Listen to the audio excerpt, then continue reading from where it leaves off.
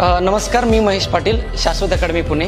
आणि आपण इंग्लिश ग्रामरचे जे बेसिक लेक्चरची जी सिरीज चालू केलेली आहे त्यातील हे तिसरं लेक्चर आहे. पहिले 2 लेक्चर ऑलरेडी अवेलेबल आहे आपल्या यूट्यूब चॅनलवरती, तुम्ही ते बघू शकतात. सब्जेक्ट आणि मेन वर्बचे ते 2 व्हिडिओ आहेत. तिसरं जे लेक्चर आहे आपलं ते आहे सपोर्टिंग वर्ब किंवा ऑक्झिलरी वर्बवरती. विषय म्हणजे आपण काय करतो, प्रत्येक चॅप्टरमध्ये ना सगळे क्वेश्चन पेपर जे आहेत ते आपण सॉल्व्ह करत असतो.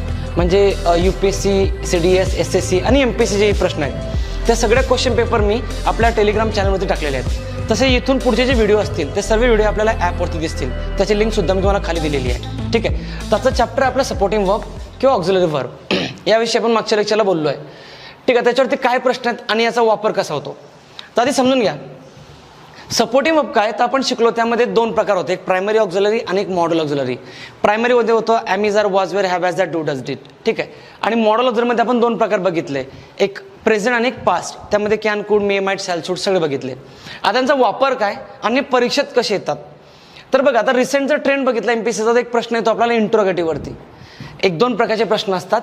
तर एक होतं येस नो टाईप क्वेश्चन आणि एक असतो WH क्वेश्चन. यावरती आपल्याला प्रश्न आहे.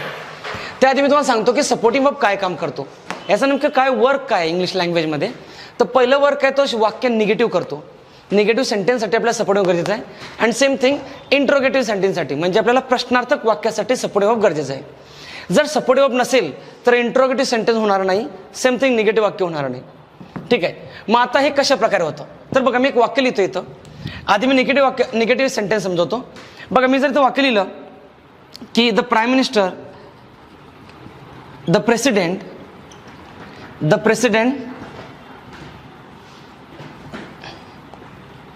not arrived at the function 8. आता हे वाक्य एक सोपं वाक्य लिहिलं आहे बघा. मी असलं वाक्य येत नाही, मी फक्त एक आयडिया देतो तुम्हाला. The president not arrived at the function 8. आता आपण एक काम करू, ह्या वाक्यामध्ये मी नॉट वापरला आहे. क्लिअर. या वाक्यात मी नॉट वापरला म्हणजे वाक्य निगेटिव्ह झालं असं नाही. तुम्हाला नॉट, नेव्हर, नायदर, नॉर हे शब्द वापरायचे आहेत निगेटिव्ह वाक्यासाठी. That is true. But the another part is, जेव्हा तुम्ही नॉट वापरताना त्याच्याबरोबर सपोर्टिंग वर्ब म्हणजे हा am, is, are, was, were, have, has, that, do, does, did याची गरज पडते. मग त्याची गरज कुठे पडते तर नॉटच्या आधी. ठीक आहे. आपण याच्यावरती लिहूया आधी, म्हणजे मी तुम्हाला सांगतो, डिक्टेट करेल मी त्यावरती काय लिहायचं आहे. तर बघा, इथं आता मी काय करतो, the president not arrived at the function 8 हे चुकीचं आहे. मग आता याला करेक्ट कसं करू, द प्रेसिडेंट मी इथं लिहितो has not arrived at the function 8. आता हे करेक्ट आहे. म्हणजे मी हॅज हा सपोर्टिंग वर्ब जोडला आणि नंतर नॉट जोडला आहे. That is correct sentence. म्हणजे आपल्याला नुसतं नॉट जोडलं की निगेटिव्ह वाक्य होतं असं नाही. त्याच्या आधी आपल्याला supportive verb am, is, are, was, were, have, has, had, do, does, did यांची गरज पडेल. उदाहरणार्थ दुसरं वाक्य बघा आता. She may not understand today's lecture. हे वाक्य राज्यसेवा 2017चं आहे. Today's lecture. She may not understand today's lecture. आता यामध्ये बघा, आधी हा सब्जेक्ट आहे शी, नंतर सपोर्टिव्ह वर्ब मी, मॉडल ऑक्झिलरी, नंतर आहे नॉट, नंतर अंडरस्टँड मेन वर्ब आहे आणि टुडेज लेक्चर हे ऑब्जेक्ट आहे. आता बघा, सपोर्टिंग वर्ब प्लस निगेटिव्ह हे वाक्य बरोबर आहे. तर आपल्याला काय करायचं आहे, is not, are not, have not, can not, could not, may not, should not किंवा ते निगेटिव्ह होतील. मग निगेटिव्ह वाक्यासाठी मी काय रूल लिहिला बघा, आधी सब्जेक्ट येतो वाक्यामध्ये, हा बघा इथे द प्रेसिडेंट किंवा शी हा सब्जेक्ट आहे. नंतर सपोर्टिंग वर्ब येतो, इथं बघा हॅज आहे, इथं हा मे आहे. नंतर नॉट येतो, नॉट जोडले बघा. नंतर मेन वर्ब येतो, याच्यात आहे अराइव्ड, याच्यात आहे अंडरस्टँड आणि नंतर ऑब्जेक्ट येतो. कळालंय. म्हणून हा जो रूल आहे ना रायटिंगवर लक्षात ठेवा. जर रायटिंग शिकायचं असेल तर निगेटिव्ह वाक्यासाठी तुम्हाला हा रूल पाहिजे, subject, supportive verb, not, main verb plus object. करता येत का. काल आपण शिकलो होतं बघा मागच्या लेक्चरला की सपोर्टिव्ह वर्ब नंतर मेन वर्ब येतो.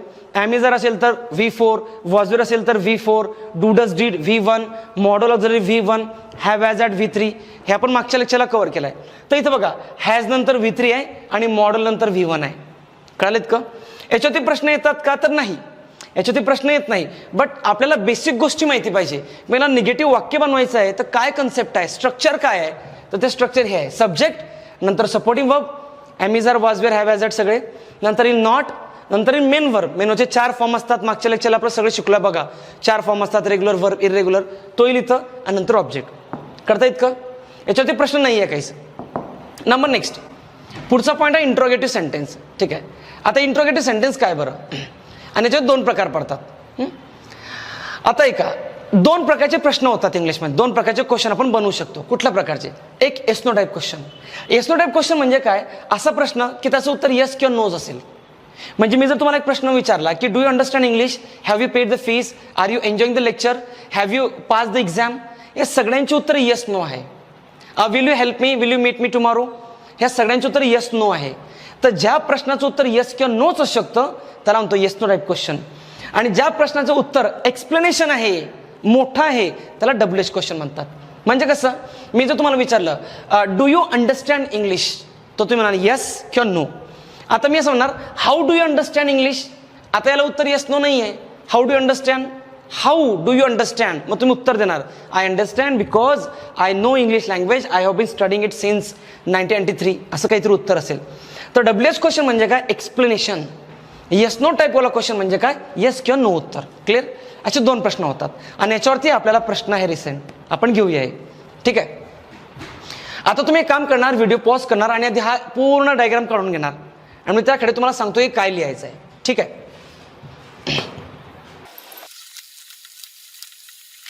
बघा याच्यातलं चूज द करेक्ट म्हणतोय मी, याच्यातलं करेक्ट ओळखायचं आपल्याला.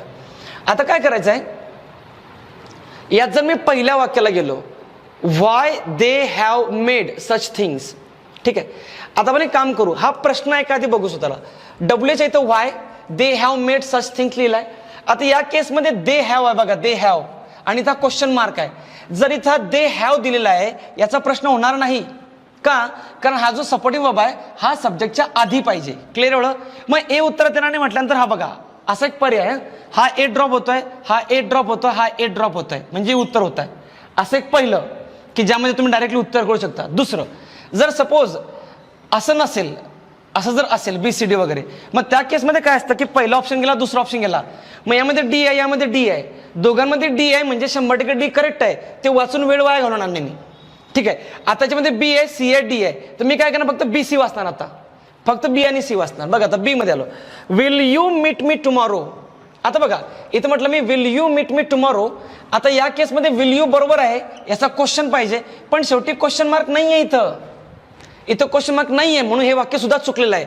मग बी उत्तर देणार नाही, मग बी इथं ड्रॉप होतोय, पुन्हा डी उत्तर येतं माझं. म्हणजे मला आता पुन्हा दोन वाक्य वाचायची गरज नाही आहे. आणि असे उत्तर असे मिळतात का? येस, असेच मिळतात उत्तर.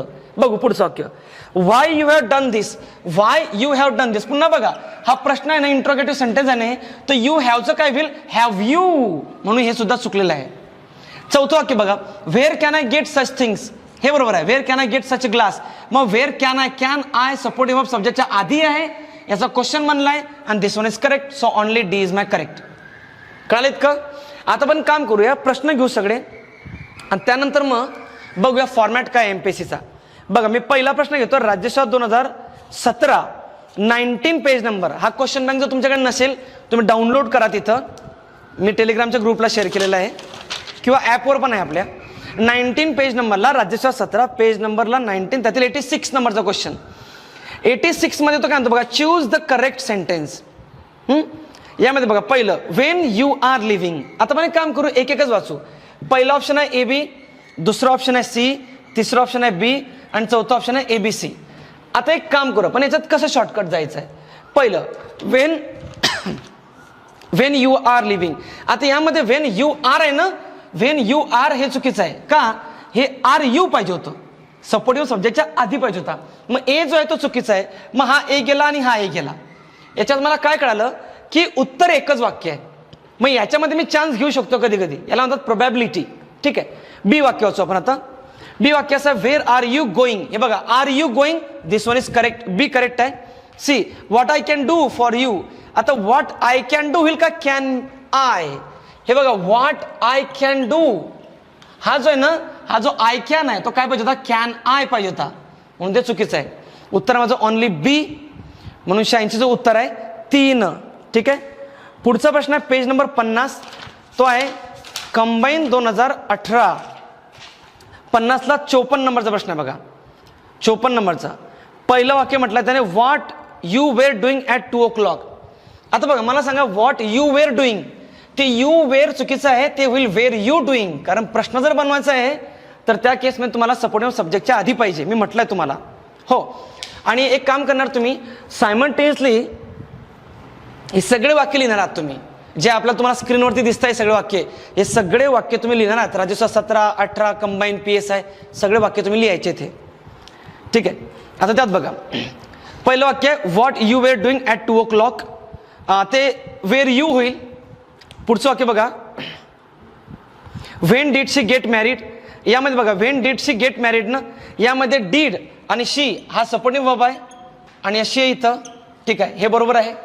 नंबर 3 बघा where did you hidden the letter. आता बघा ह्या तिसऱ्या वाक्यामध्ये गडबड काय आहे, वेर आहे, डीड आहे, यू आहे, हे बरोबर जुळलं आहे. म्हणजे WH आहे, सपोर्टिव्ह वर्ब आहे आणि त्यानंतर यू आहे, हे बरोबर जुळलं आहे. पण यामध्ये लक्षात घ्या डीड नंतर कालच्या लेक्चरला आपण शिकलो डू डज डीड नंतर V1 येतो, V1. मग आता यामध्ये मला जर V1 हवा आहे तर तो हाईड पाहिजे, हाईड. हिडन हा V3 आहे, म्हणून डीड नंतर तिथं V1 पाहिजे होता, म्हणून ते सुद्धा वाक्य चुकलेलं आहे. म्हणून तिथं फक्त B हे माझं उत्तर येईल. ठीक आहे. नंतर पुढचा प्रश्न आहे बघा पेज नंबर 98, त्यातील 98 मध्ये STF 2016चा प्रश्न आहे. पेज नंबर 98ला 66 नंबरचा प्रश्न आहे. हा 66 नंबरचा प्रश्न. तिन्ही वाक्य वाचा बघा. Which is your friend, which are your books and which will you take. ह्या तिन्ही वाक्यांमध्ये सपोर्टिव्ह वर्ब सब्जेक्टच्या आधी आहे, म्हणून तिन्ही वाक्य हे बरोबर आहेत. सो 66चं उत्तर जे आहे ते आहे 4 ABC. नंबर नेक्स्ट हा STF 2016चा प्रश्न होता. पुढचा प्रश्न आहे 132 पेज नंबर असिस्टंट 2016. 132 पेज नंबरला प्रश्न आहे बघा असिस्टंट 2016.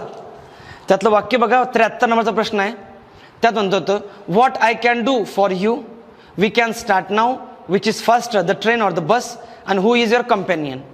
ठीक आहे, बघा जर त्याला मी वाक्य फळ्यावर लिहित होते.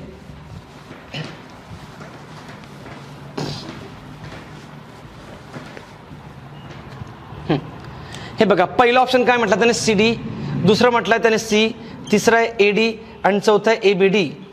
आता तुम्हाला सांगतो इलिमिनेट कसं करायचं याच्यामध्ये. पहिलं वाक्य what I can do for you. बघा तर राज्यसेवा 17चं वाक्य हे कॉपी होतं, ते असिस्टंट 16चा प्रश्न तिकडे कॉपी आहे. हा what I can do for you. आता याच्यात बघा व्हॉट आय कॅन डू होणार नाही, ते व्हॉट कॅन आय डू होईल, म्हणून A उत्तर चुकीचं आहे. मग A जर चुकीचं आहे तर इथं फोकस करा जरा.